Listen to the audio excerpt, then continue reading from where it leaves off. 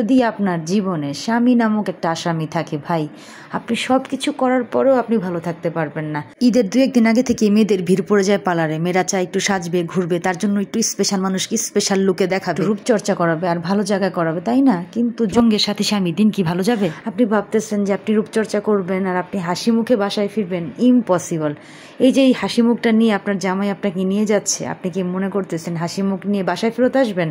তাহলে আজকের গল্পটা আপনাদের জন্য। আপনারা দেখতে পারেন আমি কীভাবে হাসতে হাসতে একদম গোমরামুখী একটা মেয়ে হয়ে গেলাম। জামাইয়ের সাথে প্রথমবার ট্রেনে করে যাচ্ছিলাম কমলাপুর দিয়ে, তো জামাইয়ের সাথে অনেক স্মৃতিচারণ করতেছিলাম আর বলতেছিলাম একটা সময় আমি আমার আব্বুর সাথে এখান দিয়ে যেতাম, আমি মেডিকেলের কোচিং করতাম, যত কথা আছে সব বলতেছিলাম, মনের আবেগ মিশিয়ে দিচ্ছিলাম। কারণ জামাই আমাকে নিয়ে পার্লার যাচ্ছে। কয়টা মেয়ের জামাই আসলে তাকে নিয়ে পার্লার যায় বলেন?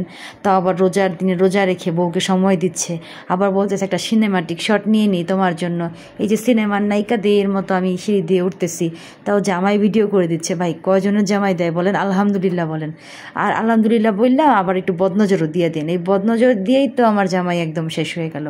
মানে দেখতেছেন না কি সুন্দর ভিডিও করতেছি, একটু পরেই হয়ে যাবে অঘটন। যাই হোক, অঘটনের কথায় পরেই আসি। এই যে লিফট দিয়ে উঠতেছিলাম আমরা পার্সোনার উপরে, তারপর সুন্দর ভিডিও করছিলাম আর আমার হাজব্যান্ড আমাকে প্রত্যেকটা কাজে আলহামদুলিল্লাহ হেল্প করতেছিল। তো এই তো আমরা পার্সোনার সামনে চলে আসি, জামাই আমার জন্য ওয়েট করবে আর আমি ভিতরে গিয়ে একটু সাজুগুজু করব। মানে আমার চুলের অবস্থা পুরো 12টা, বাচ্চা হওয়ার পর থেকে কোনো ট্রিটমেন্ট কিছুই নেই। তো দেখি ওরা কি করে, আর ওদের ওয়েলকামের ধরনটা খুবই সুন্দর ছিল।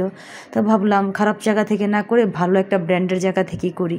আর এই তো ইফতারের পরে মোটামুটি সবাই ইফতার করতে চলে গেছিলো। আমি ইফতার করে এসে একটু ভিডিও শট নিই আপনাদের জন্য। তো ওদের এক এক সেকশনে এক একটা কাজ হয়, বিশাল বড় একটা পার্লার। এটা ছিল ওদের শান্তিনগরের ব্রাঞ্চটা। তো সব কিছু ভালোই লাগতেছিল আর ওদের বিহেভিয়ার যথেষ্ট ভালো। ওরা আপনাকে ম্যাম দিয়ে এত সুন্দর একটা সম্মান জানাবে, মনে হবে আপনি বাংলাদেশের বিশাল বড় কোনো কেউ একজন, মানে ওরা আপনাকে এতটাই সম্মান দিবে। তো ভাবছিলাম নিজের একটু ভিডিও করব, কিন্তু ওই যে মন খারাপ হয়ে গেছিলো তাই আর ভিডিও করতে পারিনি। এখন মন খারাপের ঘটনায় আসি। এই যে চিকেন ফ্রাইটা খাইলাম ইফতারের সময়, কি হয়েছিল ভাই এই চিকেন ফ্রাইতে আমি জানি না। আমার কাছে তো টেস্টটা ভালোই লাগছিল, কিন্তু আমার জামাইয়ের কাছে একটুও ভালো লাগে না। সে যে কি খারাপ ব্যবহার করতেছিল এই চিকেন ফ্রাইটা খাওয়ার পর থেকে, মানে আমার সাথে করতেছিল না ডিরেক্টলি, কিন্তু তার আর মন ভালো লাগতেছিল না। সে আনচান করতেছিল সে কখন বাসায় যাবে। আর যাই করতেছিল, আমি চা খাচ্ছিলাম আর চিন্তা করতেছিলাম যে আমার জামাই তেমন ছিল না, আমার জামাই কেন এমন হয়ে গেল ভাই। এই মহিলাটা আমাকে মাসাজ দিয়ে যথেষ্ট পরিমাণ কুল রাখার চেষ্টা করতেছিল, কিন্তু আমি তো আর কুল হতে পারতেছি না। কারণ আমার হাজব্যান্ডের যে লুকটা নিয়ে আমি আসলাম বাসা থেকে, সেই লুকটা নিয়ে আমি ফেরত দিতে পারবো না। আর চায়ের মধ্যে ওরা কি মিশাই দিছে জানি না, মানে একটু আবেগ মিশাই দিছে হয়তো। আবেগে আপ্লুত হয়ে রাজ্যের যত মন খারাপ আছে সব মন খারাপ করে নিয়েছিলাম। সামনে ঈদ, মানে আমি কোথায় সাজতে আসছি অনেক বেশি খুশি হব, তাই না? আসলে আমাদের মেয়েদের মন যে কিসে আটকে আমরা কেউই জানি না। যাই হোক, ঈদ মোবারক, থ্যাংকস ফর ওয়াচিং।